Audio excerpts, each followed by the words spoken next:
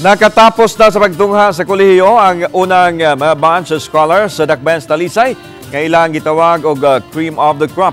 Gipasidunggan ang 7 ka Talisaynon nga maoy nag-una sa Cream of the Crop Scholar Program nga mitapos sa nagkalain-laing kurso nga nagtungha sa malaglahing mga universidad.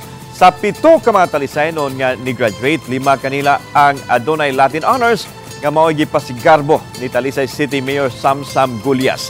Gilusad sa gamhanan sa Dakbayan ang Cream of the Crop Program upat ka tuig nang nakalabay nga nagtanyag sa libreng tuition sa bisan unsang kursong kuhaon alang sa mga Talisaynon nga may katakos apan ang pamilya maglisod sa pag-apas sa kataas sa balayranan sa matrikula. Gitahasan sa pagpili sa kalipkadong mga tinunan nga nitapos sa senior high ang taga-Department of Education o guway ni usa ka opisyal sa City Hall nga maka-apil sa pagpili. Wa malikip sa mga universidad nga paeskwilahan sa mga scholar ang tunghaan nga nag-iya sa mga gulyas. Ang kagamahanan sa Dakbayan sa Talisay maoy nagbayad sa tuition sa mga scholar ug gawas nini adunay 20,000 pesos nga allowance matag semester. Nang hinaot ang mayor nga ang programa makatabang gyud aron mulambo ang kahimtang sa nagkapahimos sa programa.